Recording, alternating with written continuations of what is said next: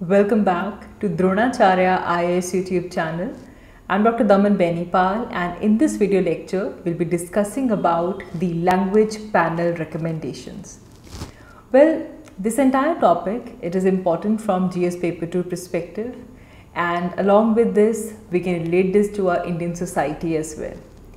The reason of discussing the language recommendations is that recently there's a report of Official Language Committee.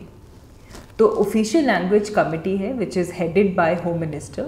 तो उन्होंने एक 11th volume report present की है which was submitted to president recently, जिसमें basically जो language panel जो था उनके रिकमेंडेशंस को साइट किया गया है. और ये जो ऑफिशियल लैंग्वेज कमेटी की जो रिपोर्ट प्रेसिडेंट को सबमिट किया गया है, it has triggered a lot of angry reactions, especially from the chief ministers of southern states. They have, described that this report is an attempt by union government to impose Hindi on non-Hindi speaking states. So basically, we're going to talk about the, what is this language panel, which is led by Union Home Minister. ये कौन सा panel है, क्या report आई है, and ultimately it's about the language. So we'll understand what is the status of Hindi in India. Hindi का presently क्या status है. We have regional languages as well. Regional language क्या होती है. What is the language of higher judiciary. Judiciary में कौन सी language follow की जाती है. And then we'll try to understand that what has this official language committee recommended in the latest report. क्या recommendations हैं उनको one by one देखेंगे. And we'll also try to understand the concerns that are expressed against this latest recommendation. What are the concerns related to this? Why there is debate going on? That we'll try to understand. And we'll also try to understand that are these recommendations intended for every state government or every institution, every department across the country? That is one question that we'll talk about. And also, is this the first time that such kind of recommendations have been made? क्या इससे पहले कभी language panel की recommendations नहीं आई हैं? That we'll see. And also क्योंकि language की यहाँ पे बात हो रही है, तो new education policy में when it comes to teaching in Hindi, तो new education policy में क्या provision है, या फिर regional languages में जब teaching की बात करते हैं तो उसमें क्या provisions हैं, that we'll try to understand in this video lecture. It's a very interesting, very hot topic, especially if we talk about our polity and society. So, this video is part of our daily editorial analysis series. There are so many articles covering this particular issue. आज से कुछ 2-3 महीने पहले भी ये बहुत news में था, और अब दोबारा हमारे पास लैंग्वेज पैनल रिकमेंडेशंस आते ही ये इशू दोबारा फ्यूल अप हो जाता है. So, if you will remember, last week we discussed about the pluralism in India, the diversity that we have in India, और उनमें से एक डाइवर्सिटी थी लिंग्विस्टिक डाइवर्सिटी. अलग अलग एरियाज में अलग अलग लैंग्वेज, अलग अलग भाषा बोली जाती है. तो इस लिंग्विस्टिक डाइवर्सिटी के कॉन्टेक्स्ट में जब फेडरलिज्म का रोल आता है, so will try to understand that how federalism is dealing with this linguistic diversity in India. And especially we'll try to understand the context of demand for making Hindi as the lingua franca of the country. India की language lingua फ्रैंका बनाने की जो demand है, इस context में भी इसे unfold करेंगे. So let's begin with this video. So as I said, this is a report of the official language committee which was headed by union home minister, जिसके बाद ये पूरा का पूरा इशू दोबारा ट्रिगर होता है. तो सबसे पहले इस पैनल से ही बात करते हैं कि ये कौन सा पैनल है जिसे यूनियन होम मिनिस्टर लीड करते हैं. Let's understand that. So this is basically the committee of parliament on official language. यहाँ से बात शुरू होती है. The committee of parliament on official language. The name suggest parliament की कमिटी है, किसके बारे में? ऑफिशियल लैंग्वेजेस को लेकर. This committee was set up in 1976 and under section 4 of the official languages act 1963. कुछ इंपॉर्टेंट चीज़ें याद रखेंगे. Committee of parliament on official language किसके अंडर बनाई गई है? Under the official languages act. Okay, this committee is chaired by union home minister as we just said, and this is according to the provision of the act. इसमें 30 members present होते हैं. इन 30 में से 20 MPs they come from Lok Sabha and 10 MPs they come from Rajya Sabha. And the job of this committee, the committee or the committee of parliament on official language, what will be the job of it? That is to review the progress made in the use of Hindi for official purposes, and also to make such recommendations with which we can increase the use of Hindi in official communications. So basically we want to progress by making Hindi to be used for official purposes, and the job of this committee is to give the recommendations that the use of Hindi increases in all sort of official communications. Now the name of this committee is little misleading. This is because unlike the other parliamentary panels, this committee of parliament on official language is constituted by the home ministry and it does not submit the report to the parliament. बाकी जितनी भी committees of parliament होती हैं they submit the report to the parliament, लेकिन ये जो committee of parliament on official languages है it is actually constituted by home ministry. तो इसीलिए instead of submitting this report to the parliament, हालांकि इसका नाम है कमिटी ऑफ पार्लियामेंट, पार्लियामेंट को रिपोर्ट सबमिट नहीं करती, it submits the report to president. ये चीज़ आप प्लीज़ याद रखिएगा, बिकॉज रेस्ट जितनी भी, इसका नाम तो यही है Committee of Parliament on Official Languages, but it is constituted by Home Ministry, so it does not submit its report to the Parliament, it submits its report to the President. And then the cause of the report is laid before each house of the Parliament and then it is sent to all the governments. Now this time if we see the 2021 panel, it has a large representation from BJP government and the majority members they belong to the ruling party. So this time this recommendations have been made by them. Now after understanding about the committee, let's talk about what is the current status of Hindi in India.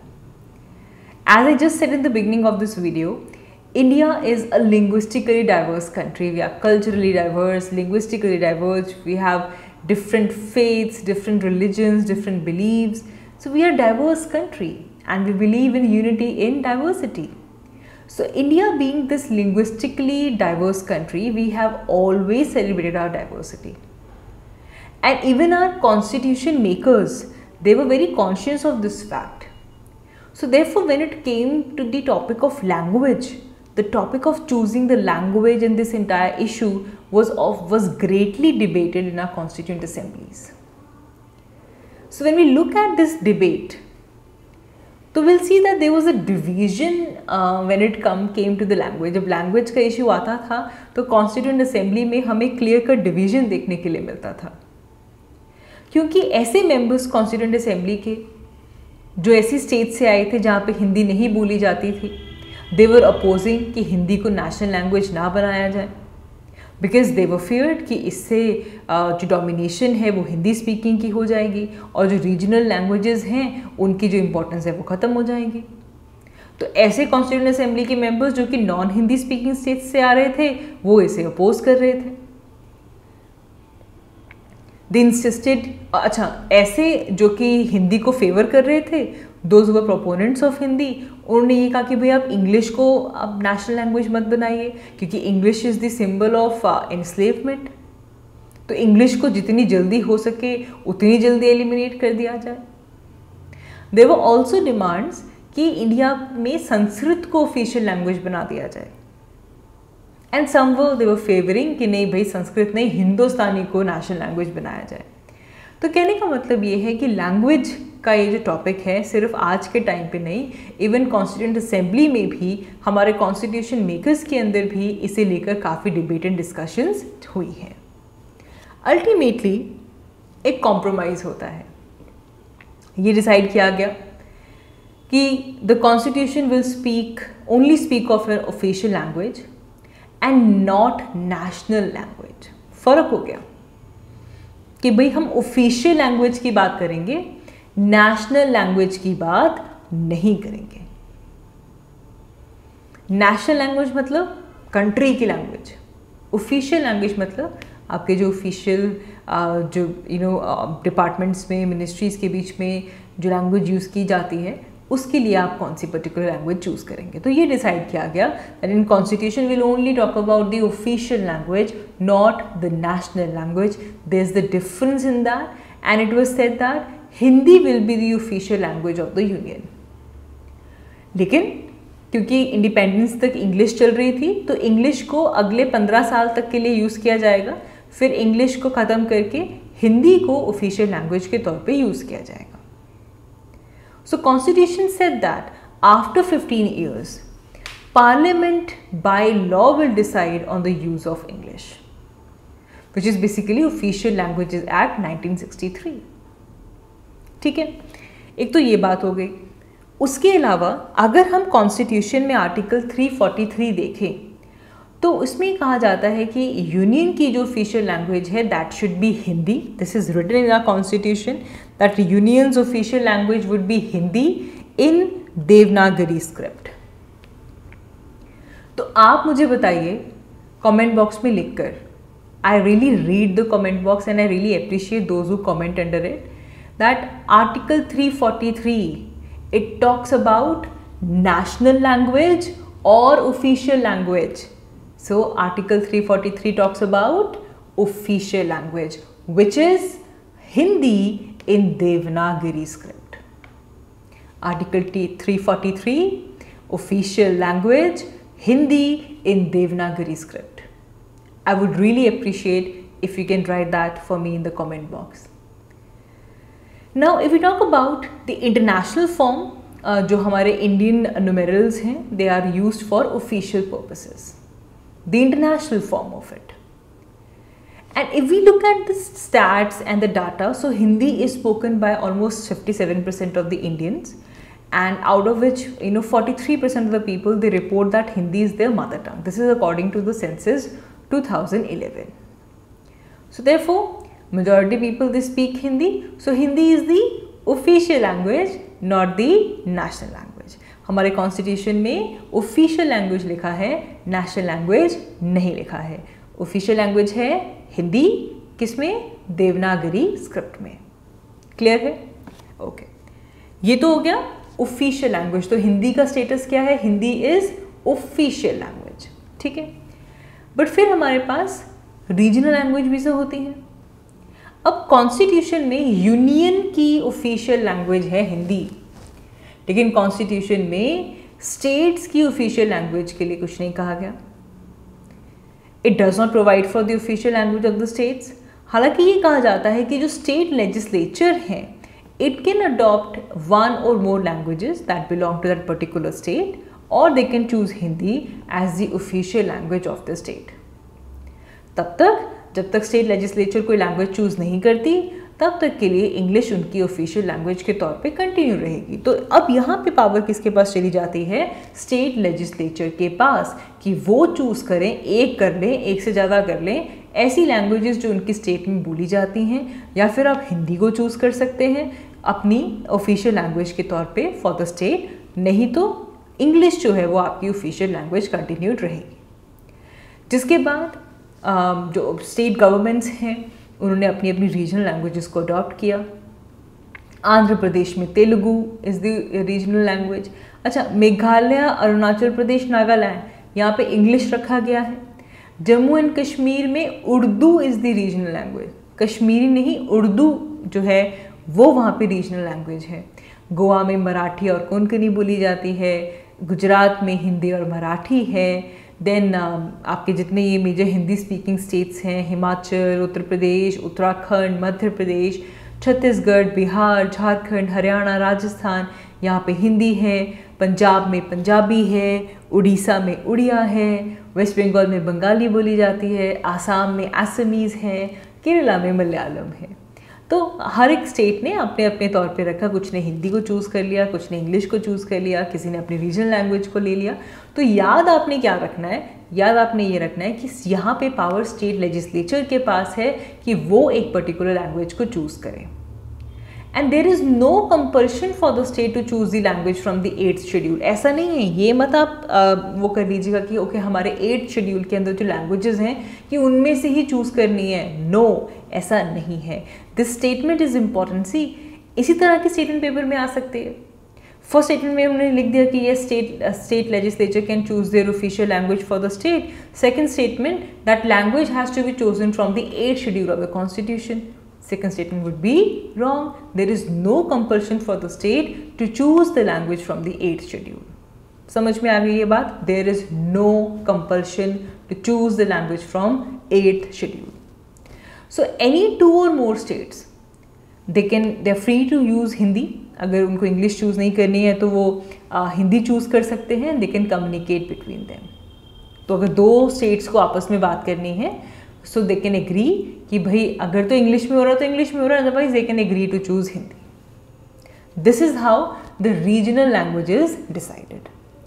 अब फिर question आता है कि हमारी courts में, higher judiciary में कौन सी language बोली जाती है, यूज़ की जाती है फॉर द ऑफिशियल पर्पसेस। तो यहाँ पे आता है important article 348(1) clause 1 sub clause A. It states that unless Parliament by law provides, otherwise all the proceedings before the Supreme Court and in every High Court shall be conducted in English. मतलब जब तक कि parliament नहीं कहती, कोई law नहीं लेकर आती कि भाई जुडिशरी में ये लैंग्वेज बोली जाएगी, तब तक सुप्रीम कोर्ट, हाई कोर्ट में जितनी भी प्रोसीडिंग्स होंगी they shall be conducted in English. Then we have article 348 clause 2। देन ये आगे बढ़ता है, it's notwithstanding the provision of the above article, the governor of the state में with the previous consent of the president can authorize the use of Hindi or any other language used for any official purpose in the proceedings of High Court. High Court के अंदर कौन सी language use होगी? अच्छा, अगर आप पहले clause को मान रहे हो, इंग्लिश में प्रोसीडिंग्स हो रही हैं, ठीक है, नथिंग विल विथस्टैंड दैट। लेकिन अगर किसी और लैंग्वेज को चूज़ करना है, हिंदी को आप अपनी हाई कोर्ट की लैंग्वेज बना सकते हैं, किसी और लैंग्वेज को बना सकते हैं, अपनी रीजनल लैंग्वेज को बना सकते हैं फॉर ऑफिशियल पर्पस, तो ऐसे केस में गवर्नर ऐसा कर सकता है। But for that governor will need the previous consent of the president, and after having the consent from the president, governor can authorize the high court to use Hindi or any other language for their official purpose. अगर नहीं करना तो English continued रहेगी। अगर कोई language choose करनी है तो गवर्नर को प्रेसिडेंट से कंसेंट लेना पड़ेगा, as simple as that. So the constitution even recognises that English is the primary language of supreme court and the high court. लेकिन हाई कोर्ट्स के लिए ये वाला स्टेट वाला प्रोविजन अवेलेबल है। So when some other language is used for the proceeding of high court, तो ऐसे case में जो हाई कोर्ट की जजमेंट है वो इंग्लिश में डिलीवर होनी चाहिए, क्योंकि सुप्रीम कोर्ट इंग्लिश यूज़ करता है for the official purpose. So coming down to one conclusion, currently supreme court की जितनी भी प्रोसीडिंग्स होती हैं उसकी लैंग्वेज इंग्लिश है। All the pleadings, documents, all the arguments in supreme court are in English. अब भाई सुप्रीम कोर्ट में इंग्लिश यूज़ क्यों की जाती है? सबसे पहली बात यह है कि सुप्रीम कोर्ट में ऑल अक्रॉस द कंट्री जितने भी केसेस होते हैं वो सुप्रीम कोर्ट के पास पहुंचते हैं। जजेस, लॉयर सब अलग अलग पार्ट्स ऑफ इंडिया से होते हैं, तो आप किसी एक रीजनल लैंग्वेज को तो चूज़ नहीं कर सकते। एंड जजेस can hardly be expected to read document and hear arguments in the language they are not familiar.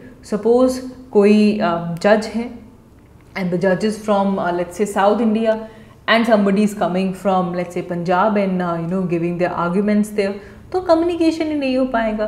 तो इसीलिए क्योंकि सारे इंडिया भर से वहाँ केसेस जाते हैं, ऐसा ना हो कि जज को दिक्कत आ रही है अपनी बात समझने में, तो ऐसा ना हो, तो इसीलिए इंग्लिश को वहाँ पे चूज़ किया गया है.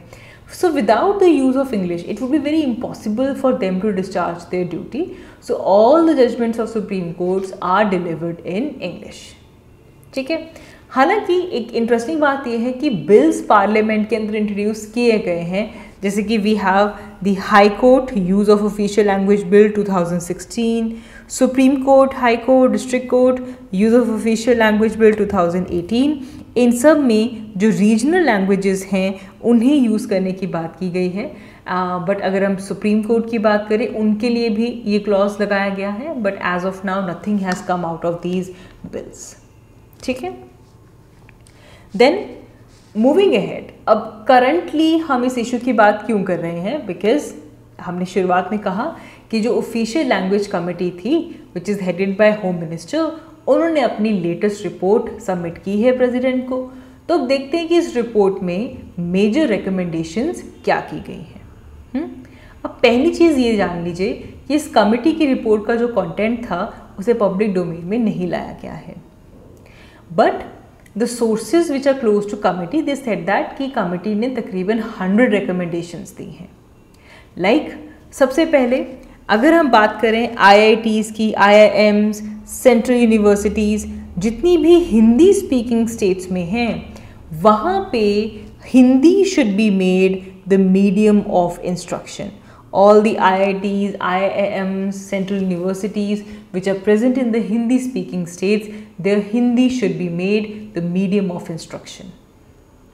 So committee had certain parameters जिनको उन्होंने access किया, and they used, they talked about the usage of language, and they found out कि जितनी भी main central universities हैं like Delhi University, Jamia Millia Islamia university, BHU, AMU, यहाँ पे 25-35% यूजेज है, जबकि ये हिंदी स्पीकिंग एरिया है, so it should have been 100%. तो ये देखते हुए हिंदी को मीडियम ऑफ इंस्ट्रक्शंस रखा जाएगा for these institutions in the Hindi speaking states. Along with that the language which is used for communication and administration that should be Hindi. Effort should be made कि Hindi curriculum के अंदर हिंदी आए, but it is not mandatory कि to teach the curriculum in Hindi. It is not mandatory.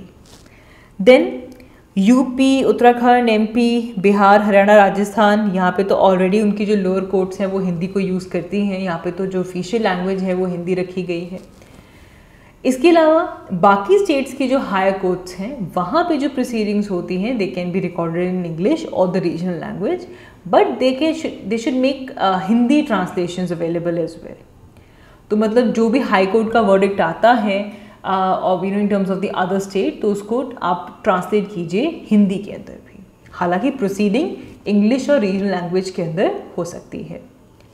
So the panel is learn to have taken the serious view of officers and other employees जो कि central government में काम करते हैं, and those who do not use Hindi in Hindi speaking states. So the panel they want state governments to warn the officials that their reluctance to use Hindi would reflect in their annual performance assessment report as well. तो मतलब जो employees central government के जो employees हैं Hindi speaking states में जो Hindi use नहीं कर रहे हैं, उनको भी यहाँ पे वार्न किया गया है कि अगर वो इसी तरह करेंगे तो उनकी जो एनुअल परफॉर्मेंस असेसमेंट रिपोर्ट है ये उसमें रिफ्लेक्ट होगा. यहाँ पर हम कम्युनिकेशन की बात कर रहे हैं. कम्युनिकेशन में लेटर्स आते हैं, ईमेल्स आती हैं, कोई रिक्रूटमेंट कहीं पे एग्ज़ाम हो रहा तो क्वेश्चन पेपर आता है, event, all of them will be organized by the government or the department that has to be in Hindi. It also suggested that there should be specific proposals to make the language in official letters and invitations more simpler. So ultimately अगर हम इस recommendation का crux निकालें, so it is basically that there should be a deliberate attempt जिससे कि हम English language की जो यूजेज है एज ऑफिशियल कम्युनिकेशन उसे रिड्यूस करें, and on the other hand Hindi का जो यूजेज है उसे बढ़ाएं. लेकिन ये जो लेटेस्ट रिकमेंडेशंस आई इस लेकर काफ़ी कंसर्न्स रेज किए गए. सबसे पहली बात तो ये की गई कि भाई जो डिकेड ओल्ड जो एंजाइटी है कि हिंदी को प्रमोट किया जा रहा है, कि हिंदी को इम्पोज किया जा रहा है, वो डिबेट दोबारा यहाँ से दोबारा लाइमलाइट में आती है. Parliament witnessed some heated exchange between the treasury and the opposition, especially the members of the non-Hindi speaking states. When the union ministers, they were replying to their questions in Hindi. Over the past few years, Karnataka has seen protest over the use of Hindi in the signboards and the posters. So yes, the latest recommendations are bringing a lot of concerns along with this. Lastly, ये जो कहा जा रहा है अब recommendation में ये है ना कि पढ़ाया भी हिंदी में जाए, ऑफिशियल लैंग्वेज हिंदी को बनाया जाए, इंग्लिश को कम किया जाए. तो क्या ये रिकमेंडेशंस हर एक स्टेट गवर्नमेंट के लिए हैं? हर एक इंस्टीट्यूशन को फॉलो करनी होंगी, हर एक डिपार्टमेंट को फॉलो करनी होंगी? तो ऐसा नहीं है. तमिलनाडु, केरला जैसी स्टेट्स को as per the official languages act 1963 and the rules and regulation of 1976, the law will be implemented only in the A category states जहाँ पे ऑफिशियल लैंग्वेज हिंदी रखी जाएगी. According to rule A category कौन सी है? जहाँ पे हिंदी बोली जाती है, जैसे कि Bihar, Haryana, Himachal Pradesh, Madhya Pradesh, Chhattisgarh, Jharkhand, Uttarakhand, Rajasthan, Uttar Pradesh, UT of Delhi, Andaman and Nicobar islands. जहाँ पे हिंदी का इस्तेमाल किया जाता है वहाँ पे इसका यूज़ बढ़ाया जाएगी, उन स्टेट्स के ऊपर अप्लाई होगी जिन्हें हम रीजन ए बोलते हैं. रीजन बी में गुजरात, महाराष्ट्र, पंजाब, चंडीगढ़, दमन एंड दीव, दादरा नगर एंड हवेली जैसी स्टेट्स आती हैं, यहाँ पे मिक्सचर है. एंड अल्टीमेटली ऐसी स्टेट्स जहाँ पे लेस देन 65% हिंदी बोली जाती है, they are under region C. So committee ने कहा है कि 100% हिंदी का यूज़ होना चाहिए इन दी ए स्टेट्स जहाँ पे मेजॉरिटी पॉपुलेशन हिंदी बोलती है, तो उनके ऊपर इसको इम्प्लीमेंट किया जाए. तो क्या ये ऐसा पहली बार हो रहा है कि इस तरह की रिकमेंडेशंस आई हैं? तो देखें, दोबारा अगर हम मेकर्स ऑफ द कॉन्स्टिट्यूशन के पास जाएं तो दे डिसाइडेड कि हिंदी और इंग्लिश दोनों को ही ऑफिशियल लैंग्वेज रखा जाए for the first 15 years of the Republic. लेकिन फिर उसके बाद धीरे धीरे हम देखते हैं कि साउथ में एंटी हिंदी एजिटेशंस जो है वो काफ़ी इंटेंसिफाई होती हैं. एंड देन सेंटर अनाउंस कि नहीं भाई, इंग्लिश को हम 1965 के बाद भी कंटिन्यूसली यूज़ करेंगे. फिर हमारे पास 1968 आता है जिसमें parliament official languages resolution pass करती है.